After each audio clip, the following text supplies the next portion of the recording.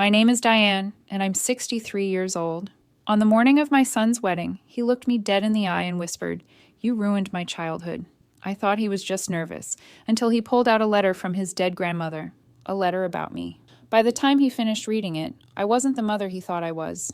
Today should have been one of the happiest days of my life. My only son, Ethan, was getting married. The morning sun filtered through the lace curtains of the bridal suite, soft and golden, glinting off the silver picture frame that held his baby photo. He looked so much like that little boy again, standing in front of the mirror, adjusting his tie nervously, but there was a chill in the air that no sunlight could warm. I reached out instinctively, smoothing the front of his tuxedo, brushing away imaginary lint like I'd done 1,000 times when he was small. "Hold still," I whispered gently, straightening his tie. My hands trembled slightly, though I wasn't sure why. Maybe it was pride, maybe it was nerves, maybe it was the quiet distance in his eyes. He didn't look at me. His reflection stared past mine in the mirror, his jaw clenched so tight that I could see the muscles twitch. "You look handsome," I said, my voice softer than I intended. "Your father would be proud." That was a lie, and we both knew it. Ethan had never met his father. But sometimes mothers say things just to fill the silence, to keep it from echoing too loudly. He finally spoke, his voice barely above a whisper, but the words cut sharper than any shout. "You ruined my childhood." At first I thought I'd misheard him. My smile froze, the air seemed to thin. "What did you say?" He didn't repeat it. He just stared at the knot of his tie as though it held all the answers, and adjusted it himself. My hands fell to my sides. A dull ringing filled my ears. "I ruined your—" I stopped myself. Not here. Not now. This was his wedding day. There would be no scene, no tears. I forced a smile, the kind that cracks but doesn't crumble. "It's your big day," I managed, trying to steady my voice. "Let's just focus on that, all right?" He didn't reply. He didn't even look at me. The silence between us felt heavier than all the years of memories stacked behind it. I could still remember the first time he wore a tie. He was 8, and I dressed him for a school concert. He'd fidgeted and complained, saying he couldn't breathe. I'd laughed and told him, "You'll get used to it, sweetheart. One day you'll wear one for your wedding." I thought it would be a sweet memory we'd share forever, but now, standing here, that memory felt like a cruel echo of something long gone. I swallowed hard and reached for his cufflinks, pretending not to notice how his eyes darted away from me every time I moved closer. "Ethan," I said quietly, "I don't know what I did that—" The door creaked open before I could finish. Jenna stepped in, radiant in her satin robe, hair pinned perfectly, eyes glowing with joy. She looked like sunlight in human form. "There you are," she said, smiling. "Everyone's looking for the groom." Ethan turned toward her, and just like that, the frost melted. He smiled, a real smile, the kind I hadn't seen in years. "Hey, babe," he said, his voice warm now. "You look beautiful." I stood there, invisible, holding my own breath while the two of them shared a quiet laugh. I wanted to be happy for him, and I was, but beneath it was something heavier. The words he'd said moments ago still burned in my chest. "You ruined my childhood." I busied myself straightening his boutonniere, anything to avoid breaking down right there in front of them. "You both look perfect," I said, forcing cheerfulness I didn't feel. Jenna touched my arm kindly. "Thank you, Mrs. Harlow. You raised a wonderful man." I wanted to tell her that I'd tried, that raising him had been my life's purpose, that I'd done everything I could to protect him from a world that hadn't been kind to me. But instead, I just smiled again, because that's what mothers do. We smile even when it hurts. Ethan stepped aside to grab his jacket from the chair, and that's when I saw it. An envelope sticking out from the inside pocket, cream-colored, sealed neatly. The handwriting on the front immediately stopped me cold. It was unmistakable. Elegant cursive letters that had once written every birthday card, every Christmas note, every gentle reprimand when I was young, from Grandma. For a moment I couldn't breathe. My mother, Clara, had been gone for nearly 5 years. She had adored Ethan, maybe even more than she had ever loved me. But that handwriting, her handwriting, was right there, bold and alive. I tried to hide my reaction, stepping back before anyone noticed the way my face drained of color. Ethan slipped on the jacket, buttoning it without noticing what I'd seen. Jenna looped her arm through his, beaming. "Come on, the photographer's waiting." They walked past me, her perfume trailing behind, his silence heavier than ever. I stood there alone in the quiet room, staring at the mirror where our reflections had once overlapped, his angry, mind-breaking. And all I could think was, why would my mother send him a letter, and not me? As Ethan disappeared down the hallway, the faint edge of that envelope peeked out from his pocket again. My mother's handwriting stared back at me like a ghost, whispering secrets I didn't want to remember. The image of that envelope haunted me through every moment of the wedding morning. The cursive handwriting was so familiar it almost felt like hearing my mother's voice again. But she'd been gone for years, 5 to be exact, and the sight of her words now felt like she'd reached back from the grave to stir the past I'd buried. When Ethan returned to the suite to grab his cufflinks, I couldn't stop myself. My voice came out shaky, more fragile than I intended. "Your grandmother gave you that?" I nodded toward the envelope peeking from his pocket. He froze for a second, then met my eyes, his own cold and guarded. "Yeah," he said flatly. "Before she died, she told me to open it when I needed the truth." The truth. The word echoed in my head like a tolling bell. The truth about what? I tried to steady my breathing, to keep my tone even. "And what truth do you think she meant?" He adjusted his jacket, avoiding my gaze. "Guess I'll find out when I read it." I wanted to reach out, to grab his hand, to stop this conversation before it turned into something neither of us could undo. "Ethan," I whispered, "you know your grandmother loved to dramatize things. He cut me off, his voice clipped and sharp. "Mom, not everything has to be a performance." My lips parted, but no words came. For a moment, all I could do was stare at him, this man who used to run into my arms after every scraped knee, who used to call me his hero. Now he looked at me like I was a stranger. A knock at the door broke the tension. Jenna poked her head in, her bright smile dimming slightly when she sensed the heaviness between us. "Everything okay in here?" she asked softly. Ethan forced a smile that didn't reach his eyes. "Yeah, we're fine." He slipped the envelope deeper into his pocket, as though tucking away the last thread of connection between us. Then he walked past me, brushing my shoulder lightly, but it felt like a deliberate dismissal. As the door closed behind him, I felt the air leave my lungs. Jenna lingered for a moment, offering a kind look that only made it worse. "He's just nervous, Mrs. Harlow," she said kindly. "Weddings bring up emotions." I nodded, pretending to agree, but I knew what I'd seen in Ethan's face wasn't nerves. It was resentment, something that had been festering quietly for years. When Jenna left, I sank down onto the chair near the mirror, my fingers still trembling. The truth. That word kept circling in my mind like a bird that wouldn't land. My mother's voice rose from memory, crisp and commanding, as it always had been. "Protect him from lies, Diane. That's your duty as his mother." I shut my eyes, and suddenly I was back there, in my mother's kitchen, 10 years ago. The air smelled of peppermint tea and old photographs. She stood by the window, her silver hair pinned perfectly, her tone sharp as she scolded me. "You think shielding him makes him strong," she said, her voice shaking slightly. "But secrets, Diane, have a way of rotting everything they touch." I had been standing there, clutching a dish towel, trying not to cry. "He's my son, Mother. I'll decide what's best for him." Her gaze softened for a brief second, then hardened again. "And what if what's best for him isn't you?" Those were the last words we ever spoke in anger. She passed a few weeks later, suddenly, quietly, leaving behind more questions than answers. Now, 5 years later, that same question seemed to hover between Ethan and me, unspoken but alive. What if what's best for him isn't you? I could feel the weight of all those years pressing on my chest. The missed birthdays, the silent phone calls, the times he'd visit for holidays but never stay long. I thought we'd made peace with the past. Clearly I was wrong. When I finally left the dressing room and stepped into the hallway, I saw Ethan down the corridor, laughing with Jenna's family. His smile came easily with them, his arm wrapped gently around Jenna's waist, his laughter genuine. I stood there watching, invisible in the shadows, a stranger in my own child's joy. I wanted to walk up to him, to take that envelope from his pocket, tear it open, and destroy whatever poison it might contain. But something inside me stopped. If my mother had truly left him something to reveal the truth, maybe I needed to face what she'd written, even if it broke me. Jenna caught sight of me across the hallway and waved. "Mrs. Harlow, you're next for photos."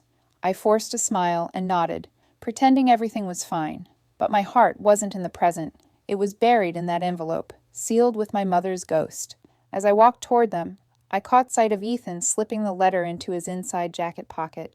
His hand lingered there a moment, fingers tracing the edge of the paper like it was burning through the fabric. Something in my gut twisted.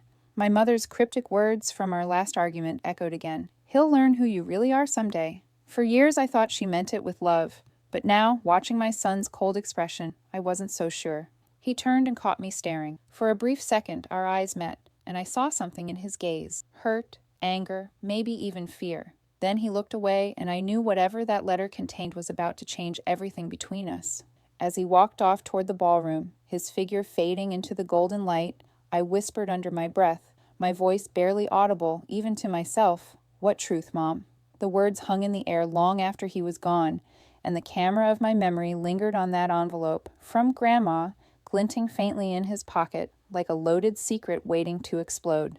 After the wedding ceremony, while everyone danced under the warm glow of fairy lights, I sat at my table, pretending to sip champagne. My heart wasn't celebrating. My mind was trapped in memories I had spent decades trying to forget.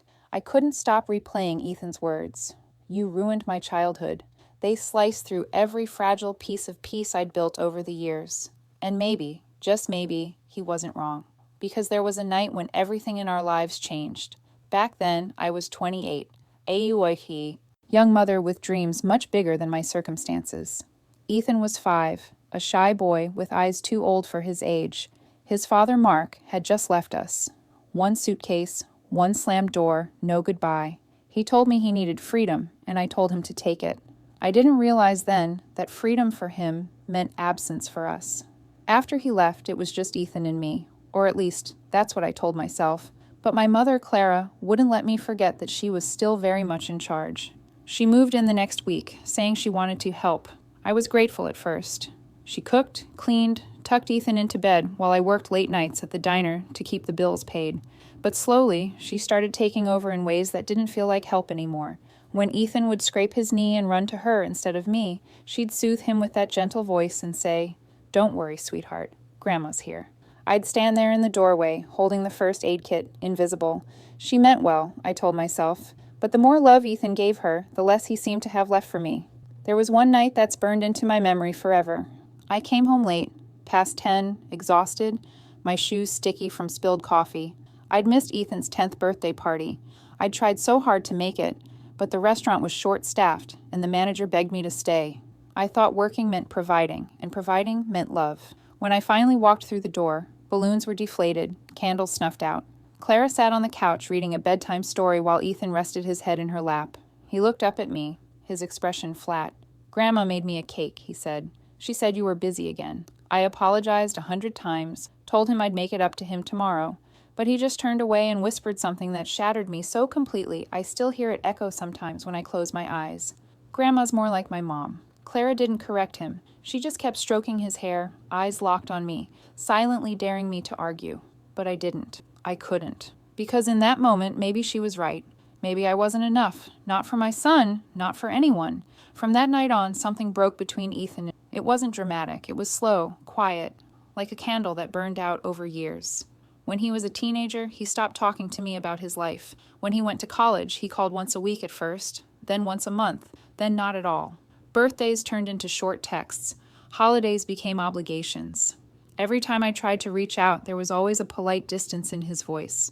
"I'm busy, Mom. Maybe next week. I've got plans." But there was never anger, just something worse. Indifference. Meanwhile, Clara and Ethan remained inseparable. She attended every event I couldn't. She sent him handwritten letters full of advice, love, and family stories that always painted me as the reckless one, the one who made mistakes. I told myself it didn't matter, that at least he had someone who loved him unconditionally. But deep down, it did matter. It always did. The years went by, in a blur of quiet disappointment. I watched my son build a life that seemed to have no space for me in it. He graduated, got his first job, moved cities. I mailed him cards, money, little things to remind him I still cared. Most went unanswered. When Clara passed away 5 years ago, I thought maybe, just maybe, her absence would bring Ethan back to me. But instead, it seemed to push him even further away. He barely spoke to me at the funeral. He stood at the casket longer than anyone else, staring at her face as if she were taking his whole childhood with her into the ground. After everyone left, I lingered beside the coffin, whispering a quiet goodbye.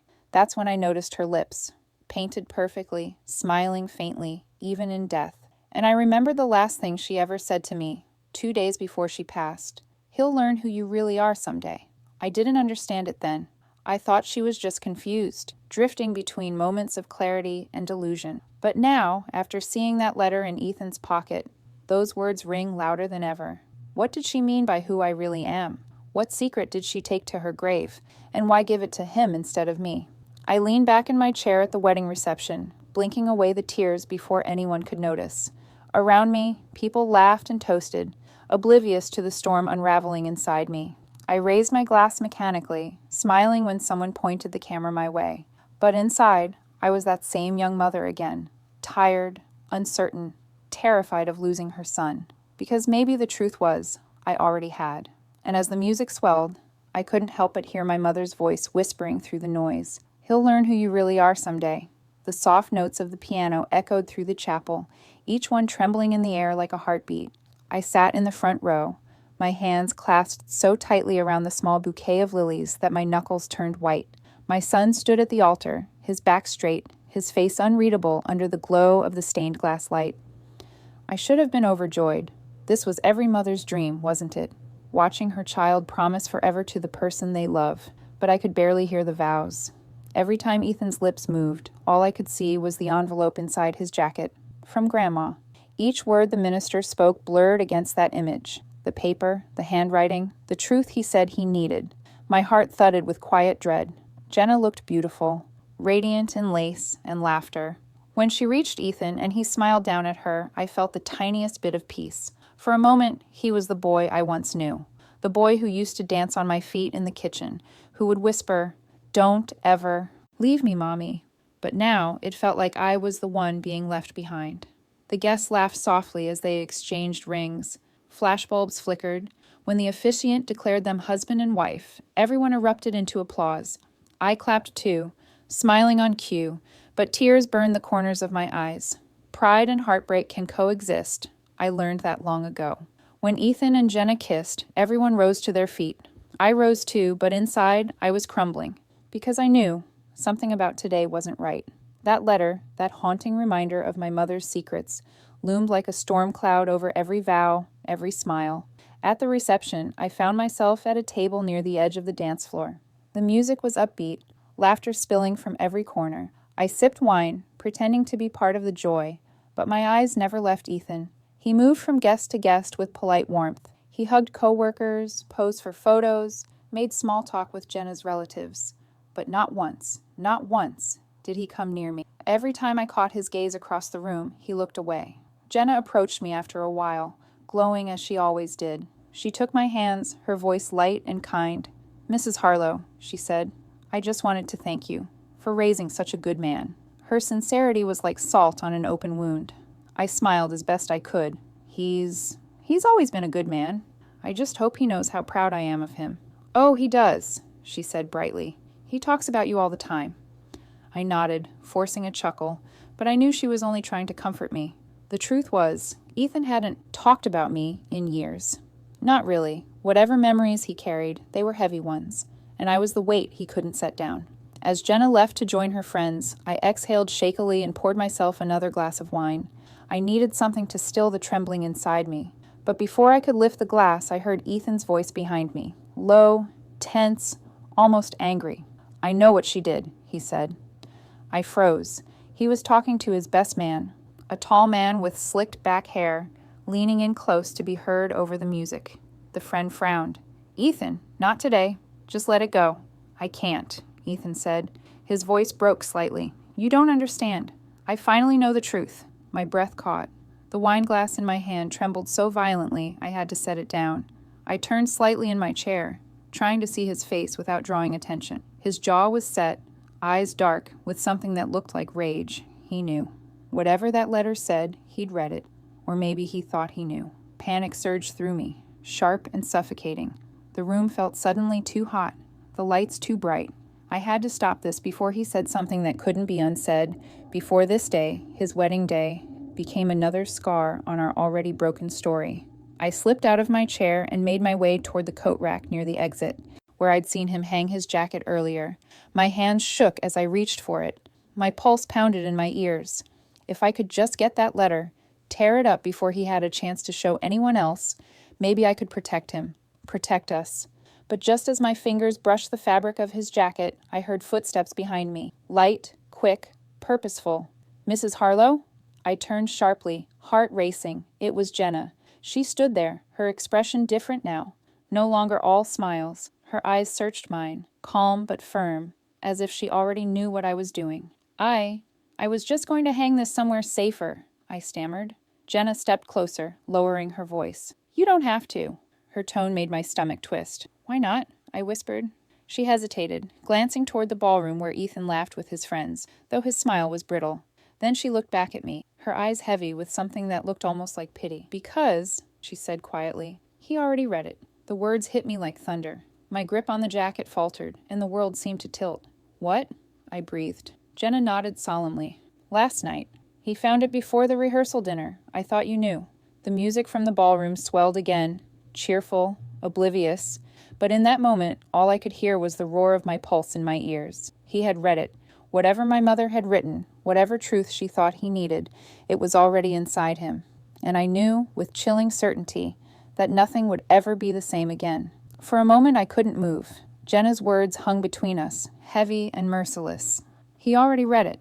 My pulse roared in my ears. The ground felt like it tilted beneath me. When? I whispered, though I wasn't sure I wanted the answer.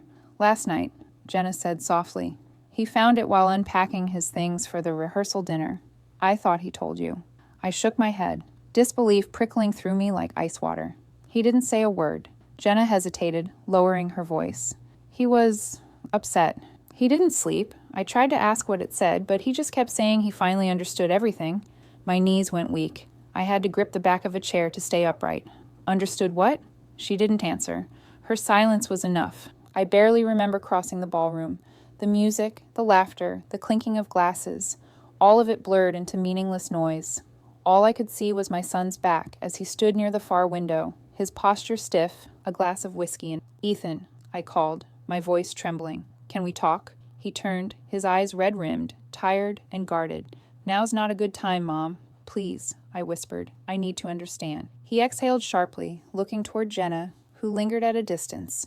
Then he set down his drink, reached into his jacket pocket, and pulled out a crumpled envelope, the one I had tried so desperately to pretend didn't exist. He tossed it onto the table between us. You want to understand? Read it. The sound of the paper hitting wood felt louder than the music. My hands shook as I reached for it. The familiar handwriting across the front, from Grandma, looked softer now, but no less dangerous. I slid the letter out carefully, unfolding it with trembling fingers. The paper smelled faintly of lavender and old ink, just like my mother's house used to. The first line hit me like a punch. If you're reading this, Ethan, it means you're ready to know the truth about your father. I blinked hard, reading faster. Each word seemed to blur and burn. Your father didn't abandon you. He wanted to stay, to raise you, but your mother wouldn't let him. Diane made him leave. She told you he walked out, but that was her lie to protect herself. She didn't want you to love him more than you loved her. I gasped, covering my mouth. No, that's not true. Ethan's voice broke through my denial, raw and angry. She said you drove him away, that he begged to see me and you refused, that he sent letters, but you threw them out. That's not what happened, I cried. Ethan, please listen to me. But he was already shaking his head, his jaw clenched. You made me hate him, Mom. You told me he didn't care about me. You made me believe he was a monster. Tears blurred my vision. Because he was, Ethan. You don't know what he was capable of. Stop lying, he shouted, his voice echoing through the reception hall. A few guests turned to look before quickly pretending not to notice. My body trembled from head to toe. I didn't lie. I was trying to protect you. He let out a bitter laugh. Protect me? You protected yourself. You wanted control. That's all this has ever been about with you. Every word felt like a knife. I tried to speak, but nothing came out. He took a step closer, his eyes glistening, not with sadness, but betrayal. Do you have any idea what that did to me? Growing up thinking my father didn't love me, that he just walked away? I reached for his arm, desperate, but he pulled back like my touch burned him. Ethan, please. There's more to the story. You don't understand. I understand enough, he said through clenched teeth. I understand that Grandma was right. You ruined everything. The music around us shifted to something slower, almost mournful, as if the world itself could feel the crack between us widening. He grabbed the letter off the table, stuffing it back into his pocket. You made me hate the wrong person my entire life, and now I don't even know who you are. Before I could stop him, he turned and walked away, past the dance floor, past the laughing guests, straight out the side door into the night. I stood there, frozen in place. The sounds of laughter and clinking glasses returned, cruelly normal. My heart pounded in my chest and my vision swam. My mother's handwriting burned in my mind, each lie like a spark in dry grass. She said he didn't abandon us. She said I made him leave. I stumbled toward the nearest chair and sank down, my breath coming in shallow bursts.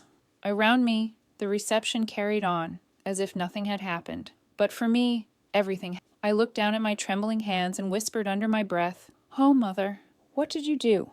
The words came out broken, barely a breath, but they were all I had left, because for the first time in my life, I realized the truth might not set me free. It might destroy me. After Ethan stormed out, the world around me faded into background noise. Music, laughter, clinking glasses, all muffled under the pounding of my heart. I sat frozen at that reception table, staring at the empty doorway where my son had disappeared. I felt like I was watching my life walk away in a tuxedo. I don't remember how long I sat there before my mind slipped backward, back to a night I'd tried for years to forget. The night everything started unraveling. The night before my mother died.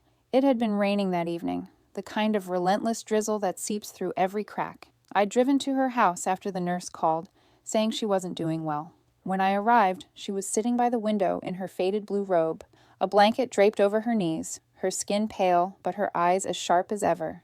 "Diane," she rasped, her voice weak but firm, "you need to tell him." I remember standing there, soaked from the rain, clutching my purse like it could anchor me. "Tell who what?" I asked, though I already knew. "Ethan," she said, "you have to tell him the truth before I go." Her tone was urgent, almost panicked. It frightened me, because my mother rarely panicked. I tried to deflect. "He's too young. He wouldn't understand." She turned her head sharply, fixing me with that familiar look, the one that could cut through any excuse. "He's not too young for the truth, Diane. He's too old for lies." My throat tightened. "You think I wanted this? You think I wanted him to grow up without knowing the man who—" I stopped myself, but the memories pushed forward anyway. Mark. The name alone still made my stomach twist. He had been charming once. Handsome, kind, the sort of man who made promises sound like poetry. But poetry fades fast when fear takes its place. I can still see it clearly. The night he hit me for the first time. Ethan was 5. He had spilled orange juice on the kitchen floor, and Mark exploded. I tried to intervene. Told him it was just a mistake. His hand came down so fast I didn't even have time to flinch. The slap knocked me against the counter. Ethan screamed. And my mother, Clara, had been there that night. She'd walked in just as Mark raised his hand again. She grabbed a frying pan from the stove and shouted, "Touch her again, and I'll kill you." The look on Mark's face shifted. Rage to shock to something darker. He left that night, slamming the door so hard it cracked the frame. And just like that, he was gone. But not before Ethan saw everything. He saw his father hit me. He saw me crumble. He saw his grandmother take my hand and whisper, "It's over." After that, Clara took control. She moved in, took care of Ethan while I worked, and made me swear we'd never tell him what happened. "He's too young," she said. "He'll only remember the violence. Let him think his father left. Let him grow up believing peace is possible." And I agreed, because I wanted to protect him, because I was ashamed, because I couldn't bear for my son to look at me and see a woman who'd stayed with a monster. But secrets have a way of rotting everything they touch. As the years passed, Clara's guilt began to show. Sometimes she'd look at Ethan and start crying for no reason. Other times, she'd say strange things. "He deserves to know what love really is," or, "I shouldn't have made you promise that." Then, the night before she died, she took my hand in hers. Her skin was paper thin, her eyes watery and pleading. "Diane," she whispered, "don't let me die with this lie." I shook my head. "Mom, please, he's happy. He doesn't need to know the ugliness." She coughed weakly, her grip tightening. "Lies are uglier than truth." We both cried that night. I promised her I'd think about it, but I never told him. I told myself it wasn't the right time, that someday would come. It never did. When she passed, I found her diary beside her bed. On the last page, written in her careful handwriting, were just 6 words. "He'll learn who you really are." I thought she meant she forgave me. I thought it was her way of saying Ethan would see my heart someday. But now, seeing what she'd written in that letter, I understood. She'd broken our promise. She couldn't live with the guilt, so she passed the burden to him, to my son. I pressed my hands to my face, sobbing silently in that empty reception hall. Every decision I'd made, Every lie I'd told, every silence I'd kept, it all led here, to this moment, to the wreckage between us. And maybe, just maybe, my mother had been right all along. Maybe Ethan was too old for lies now. Maybe it was time he finally heard the truth, from me, not from a letter written by a dying woman haunted by her own choices. I stood slowly, my legs trembling but determined.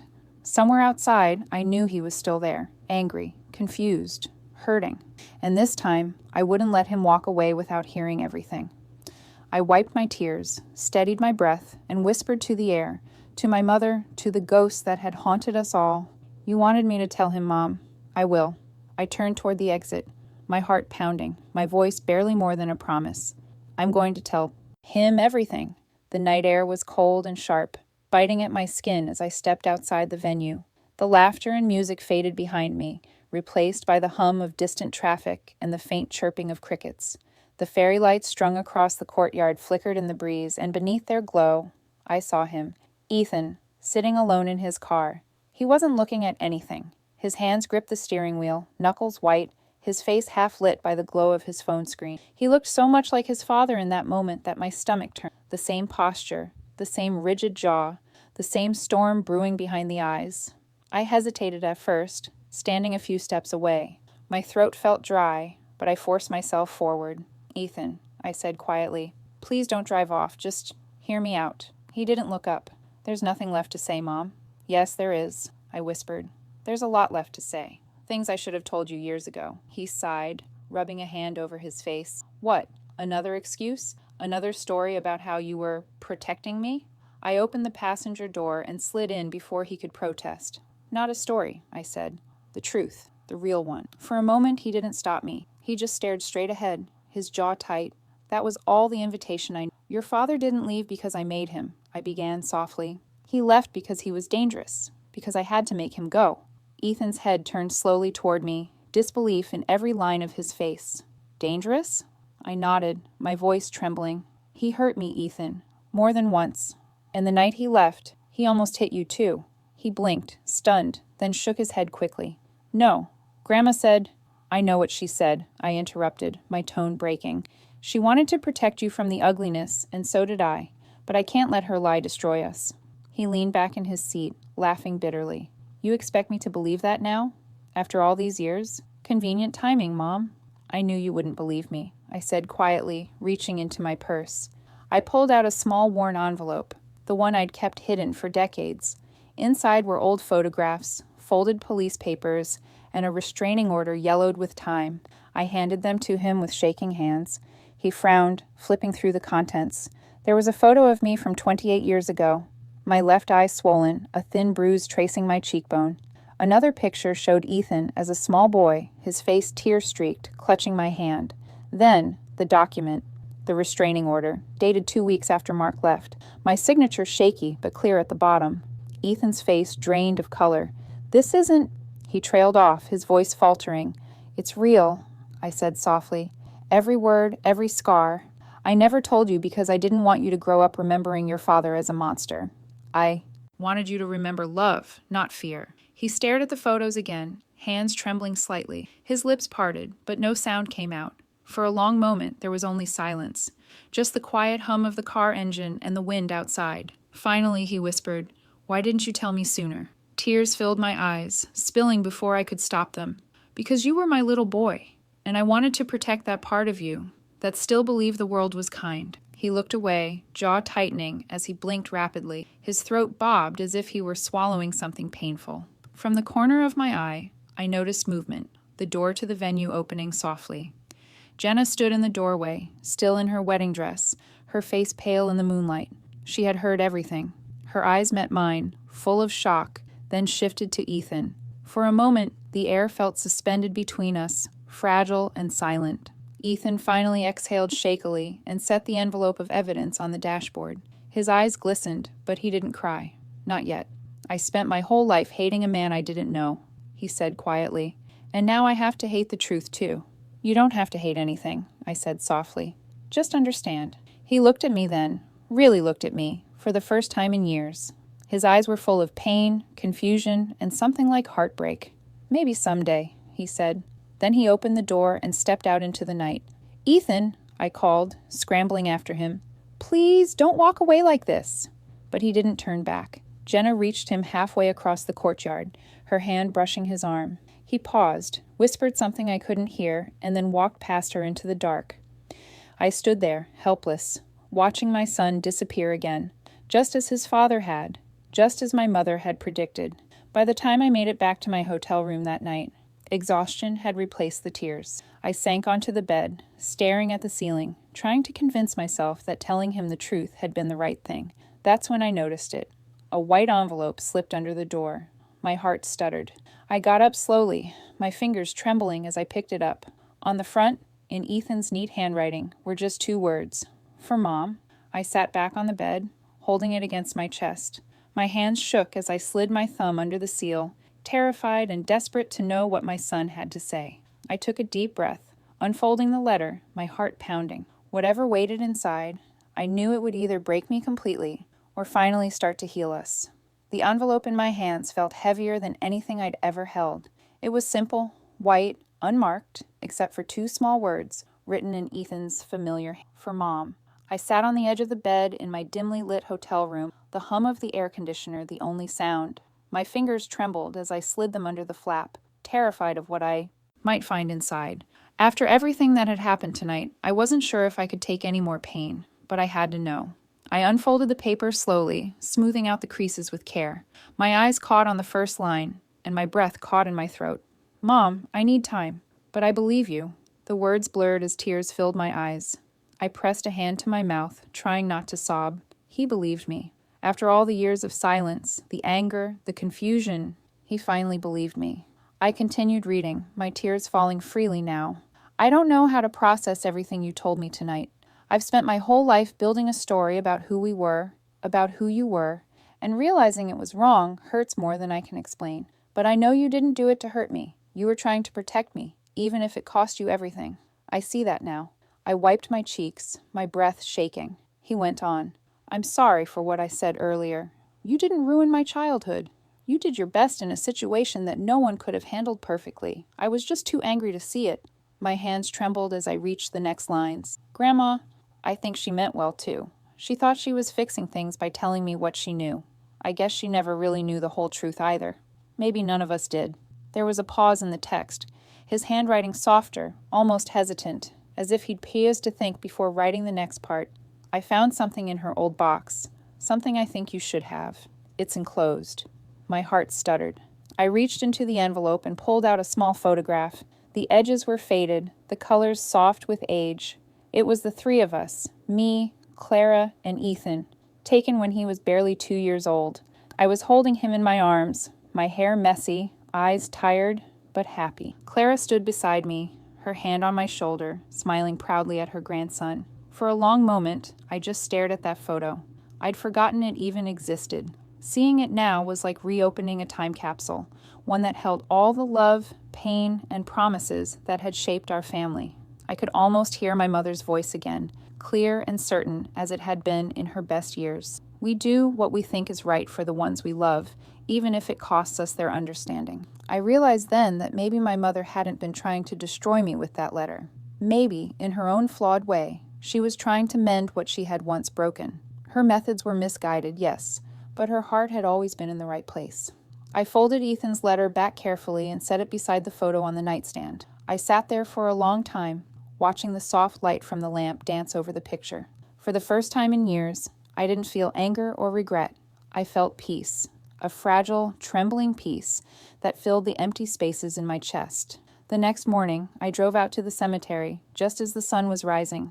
The air was cool and the world was painted in quiet gold. I parked beside the old oak tree and followed the worn path to my mother's grave. Kneeling there, I brushed the leaves from her headstone and laid down 2 envelopes, one from her, one from Ethan. "You can rest now, Mom," I whispered. "He knows the truth, and I finally understand you." A soft breeze swept through the trees, rustling the grass around me, and for a moment I swore I could feel her presence, warm, gentle, forgiving. I stayed there a while, watching the morning light spill across the marble, until the weight I'd carried for decades finally began to lift. When I returned home later that day, I felt different, lighter somehow. like a piece of my soul had been set free. I made tea, sat by the window, and stared out at the quiet street, letting the peace settle in. That's when I heard the knock at the door. I opened it to find Ethan standing there, his expression uncertain, but softer than before. Jenna was beside him, her hand gently resting on his arm. "Can we come in?" he asked. I nodded. My voice caught in my throat. Of course. We sat in the living room for a long time, sipping tea in silence. It wasn't awkward. It was healing, the kind of silence that didn't demand explanation. Finally, Ethan reached into his coat pocket and set something on the table, a folded piece of paper, worn at the edges. "There's one more thing you need to know," he said quietly. My stomach tightened. "What is it?" He looked up at me, his expression unreadable. "Dad's still alive." The words hit like a thunderclap. My teacup slipped from my hand, shattering against the floor. I couldn't breathe. Alive? After all these years? Ethan's eyes filled with something I couldn't name. Hope? Maybe fear? "He wants to talk to you, Mom." The room fell silent again, but this time it wasn't peaceful. It was heavy with ghosts, ones I thought I'd buried forever. I stared at my son, my pulse pounding, my world shifting beneath me once more. "What do you mean he's alive?" I whispered, my voice breaking. For a long moment, I couldn't speak. The words hung between us like smoke. Thick, disbelieving, impossible. "Dad's still alive." I stared at Ethan, my breath caught halfway in my throat. It felt like the room itself shrank around me, the walls closing in. "That's not possible," I whispered. He disappeared. He never—" Ethan nodded slowly, his expression cautious. I thought so too. But a few months ago, he reached out to me online, said he'd been trying to find us for years. My heart lurched painfully. "You talked to him?" "Just a few times," Ethan admitted. "He said he's sober now, in therapy, that he's changed." The name alone still twisted my stomach. Mark. A ghost I'd spent decades trying to exorcise. The idea that he was still out there, breathing, speaking my son's name, made every old scar throb again. I turned away, pressing a hand to my chest. "He doesn't deserve to say our names, not after what he did." "I know," Ethan said softly. "But he asked to see you, just once, to apologize." My instinct screamed no. I wanted to slam the door on that past, to keep it buried where it belonged. But then I looked at my son, the boy I'd raised, the man who was finally starting to see me clearly, and I realized that avoiding the truth was what had poisoned our family in the first place. So I nodded. "One time," I whispered. "That's all." The next afternoon, Ethan drove me to the small park near the edge of town. The sky was overcast, the air heavy with the scent of rain. I sat on a weathered bench, hands clasped tightly in my lap, my pulse quick and unsteady. When I saw him walking toward us, I almost didn't recognize him. Mark looked older, thinner, grayer, his once sharp features softened by time and guilt. His eyes met mine, and for the first time in 30 years, there was no anger there, just sorrow. "Diane," he said quietly, stopping a few feet away. I couldn't speak. My throat closed around every word I wanted to say. He looked down at the ground, his voice trembling. "You don't have to say anything. I just wanted to see you, to say I'm sorry." The sound of his voice, older but unmistakable, brought a rush of memories I'd fought to forget. The yelling, the slammed doors, the bruises hidden under long sleeves. I could almost smell the whiskey in his breath again, could almost feel the sting of his hand. My chest tightened. "Sorry doesn't erase what you did." "I know," he said, his eyes glistening. "I live with it every day. I hurt you. I scared our son. I ruined everything good in my life, and there's nothing I can do to fix it. But I've spent years trying to understand why, trying to be better. I just needed you to hear me say it. I was wrong." For a long time, the only sound was the rustling of leaves. Ethan stood a few steps behind him, his face pale, watching the two of us like someone witnessing history rewrite itself. I took a deep breath, forcing myself to meet Mark's eyes. "You don't get forgiveness," I said quietly. "Not today, maybe not ever. But I do believe you're trying, and I can't carry this hate anymore. It's too heavy." His eyes filled with tears. "That's more than I deserve." I stood, my legs unsteady, and gave him a small nod. "Goodbye, Mark." He nodded too, his lips trembling, and turned to leave. I watched him go, feeling something inside me finally loosen. It wasn't forgiveness, but it was release. When he was gone, Ethan stepped closer, his face wet with silent tears. "I didn't know," he whispered. "I never imagined he could have done that to you." I reached for his hand, squeezing it gently. "You weren't supposed to know, sweetheart. I wanted your childhood to stay clean, untouched by that kind of darkness." He shook his head, his voice breaking. "And I blamed you for it. All this time, I thought you were the reason I didn't have a father. Tears blurred my vision. You had one, Ethan. He just wasn't the kind of man you deserved. He pulled me into his arms then, tight, trembling, desperate. For a moment, we were no longer mother and grown son, but the two lost souls we'd always been, clinging to what was left of love. You didn't ruin my childhood, Mom, he whispered against my shoulder. You saved it. Those words undid me completely. I cried into his chest, the years of guilt and silence pouring out at once. For the first time in so long, I felt the warmth of real forgiveness, not from Mark, not even from my mother, but from the only person who had ever mattered. When we finally pulled apart, Ethan smiled through his tears. Maybe now we both get to start over. I nodded, brushing a strand of hair from his face. Maybe we do. A week later, I went back to the cemetery. The morning was quiet, sunlight spilling across the dewy grass. I knelt beside my mother's grave, tracing her name with my fingers. Mom, I said softly, it's done. The truth is out. It broke us for a while, but it also set us free. I placed a single white lily on the stone, beside the letters we'd all written, now sealed in peace. As I stood, a gentle wind swept through the trees. I closed my eyes and smiled. For the first time in decades, there was no bitterness in my heart, only love. Messy, imperfect, hard-earned love. The past hadn't disappeared, but it no longer owned me. And as I walked back toward my son, waiting by the car, I knew this was how healing begins. Not with forgetting, but with finally telling the truth. The truth may break us for a while, but it also sets us free. When I stood at my mother's grave that day, I finally understood what she'd tried to teach me, that love and truth are never enemies, just slow to find each other. Ethan and I no longer hide behind silence. We talk, we heal, we remember. Mark's apology didn't erase the past, but it freed me from reliving it.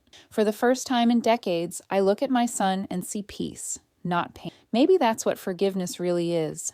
Not forgetting what broke us, but choosing to keep living anyway. If this story touched your heart, don't forget to share it with someone who still believes that silence protects love. Your support helps more people find these real stories of mothers, sons, and second chances. So hit that like button and subscribe for more. And tell me in the comments, if someone you loved kept a painful secret to protect you, would you forgive them or walk away?